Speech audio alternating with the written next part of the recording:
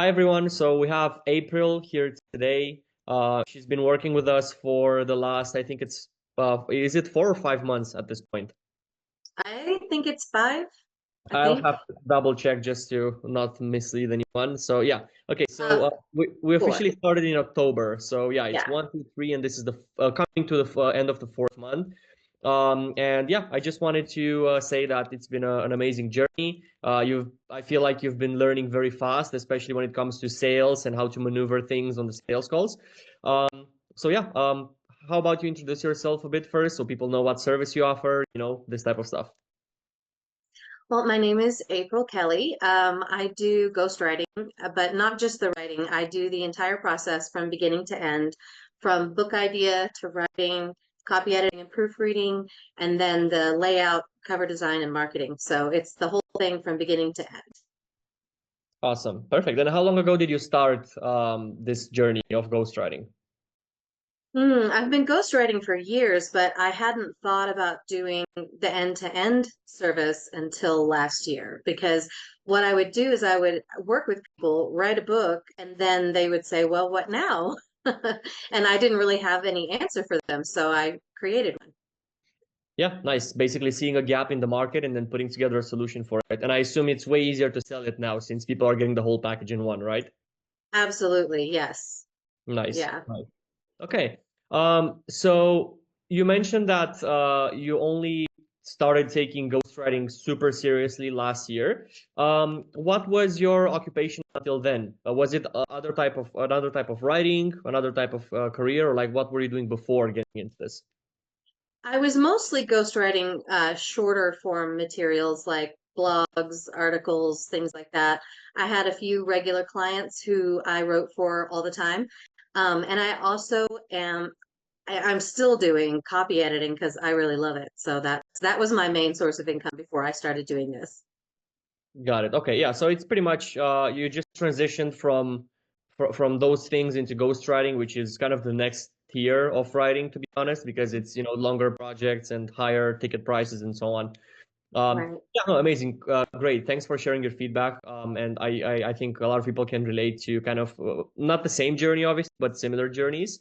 Mhm. So perfect. So now April, like it's been 4 months almost. We're coming to the end of the fourth month. First question would be, just how would you describe your overall experience working with us in the last 4 months? It's been so much smoother than I thought it would be. I don't know what I was expecting, but the outbound specialist has been amazing. I don't know, everything, it's just like you have the process where you do this one thing, you learn it, then you go to the next thing, you do this thing, you learn it, you go to the next thing. And I have learned a lot about sales, especially because sales and marketing was something I was really bad at. But now I can have a sales call and I know exactly what to say. And I've been getting more meetings than I can handle, honestly. Yeah, I mean, if we talk about numbers, I think it right now it stands between 10 to 20 on average, if I'm not wrong, for your account. That Um, sounds about yeah, so I know we had like a very good month. If I'm looking at numbers in November, where we had 20 meetings.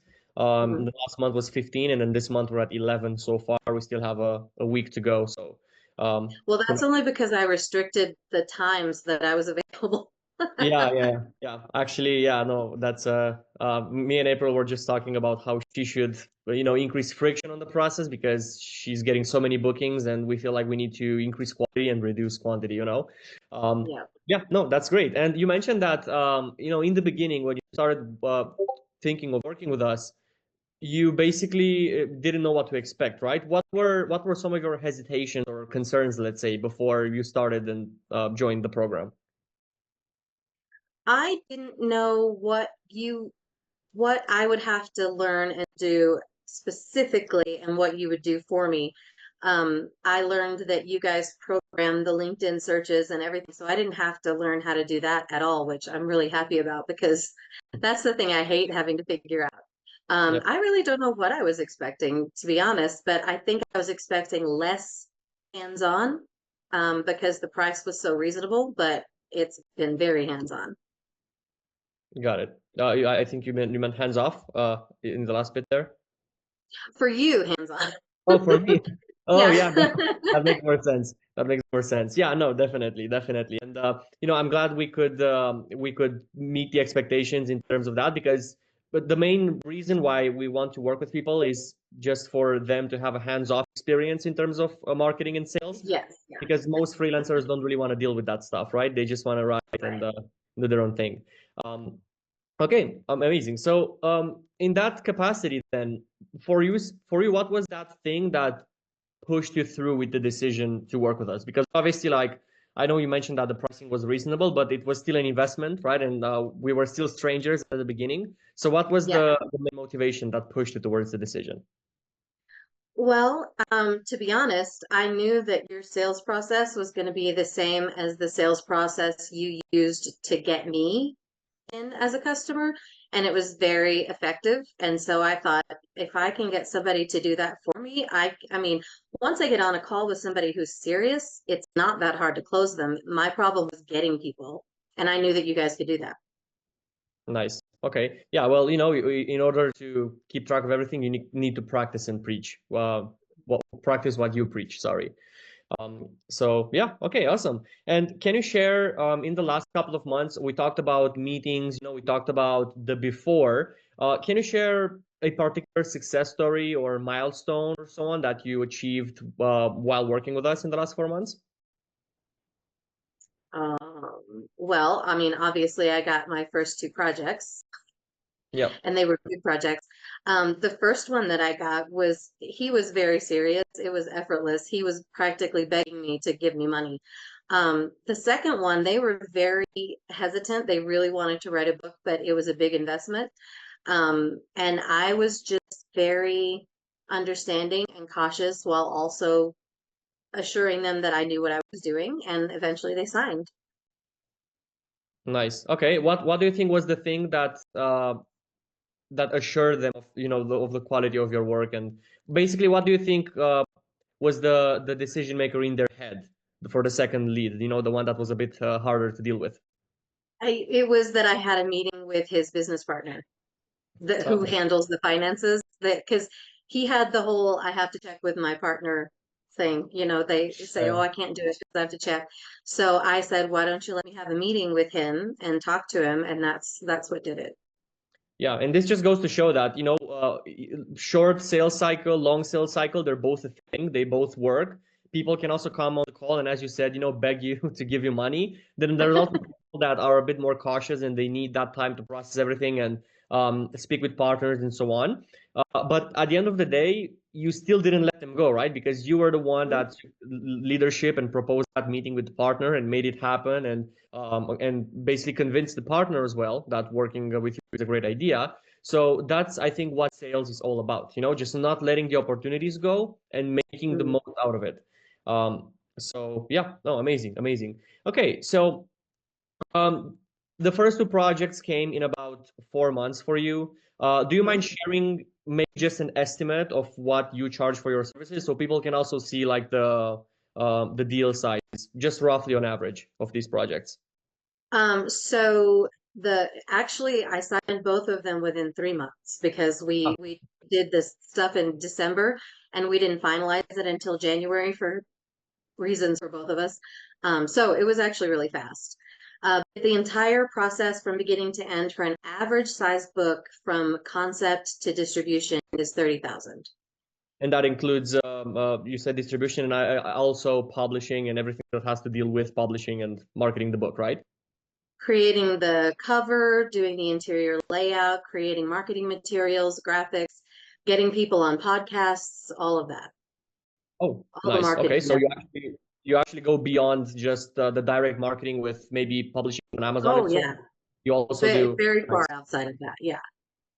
Nice, nice. Yeah, that's honestly a great way to look at this service because most ghostwriters, I feel, after speaking with a lot of them, they just offer 70% of the service, and I think that's one of the reasons why people don't move forward. Because it's just like going to McDonald's and getting the meal without the fries, or something like that. So I think adding those components in there definitely makes it super valuable for people.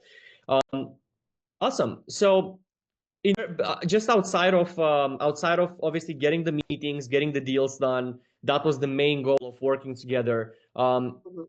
Was there anything else in the process that you feel you will be able to take with you from now on as a permanent skill that you learned for good?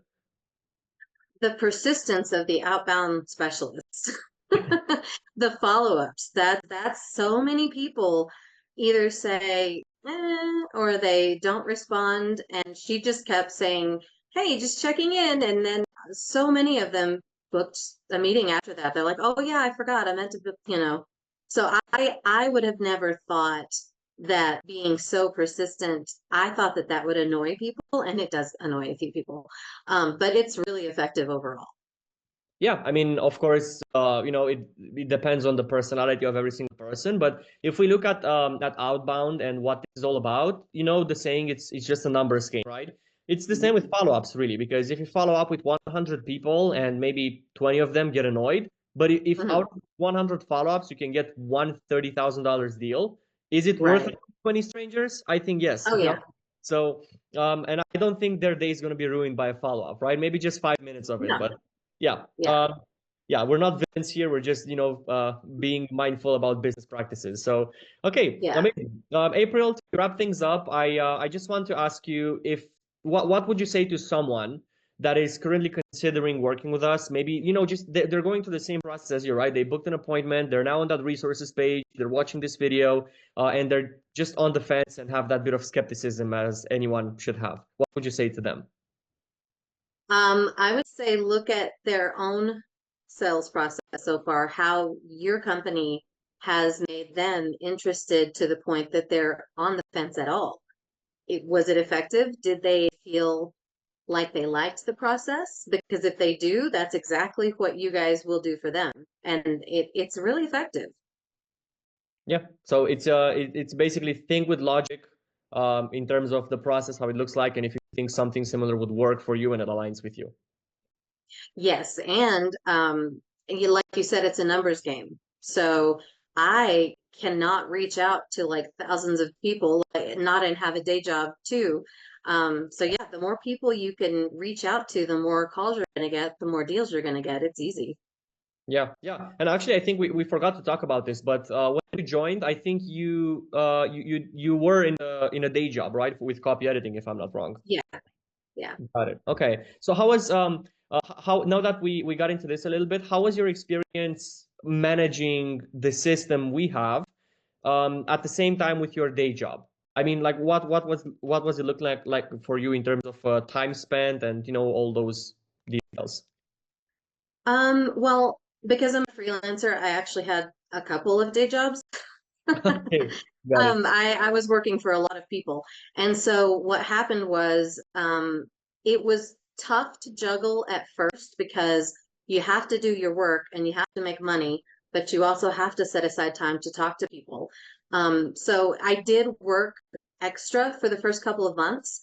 And when I got my first deal, I quit two of my other jobs. Okay, so you actually quit two jobs? I did. Nice. Yep. So it's and then when I got my second deal, then I wasn't nervous about the fact that I had just quit the other two jobs anymore. So Got it. So you were in kind of a transition phase in between the two deals. it's tricky. You have to just juggle how it works for you. Yeah, no, yeah, no, for sure. And I know it happened fast, like between the first and the second deal, it was maybe a week or two or something. Hmm. So yeah, at least you didn't have that stress for for too long, and you got the proof of Yeah. concept. Amazing. Okay, thanks a lot, April.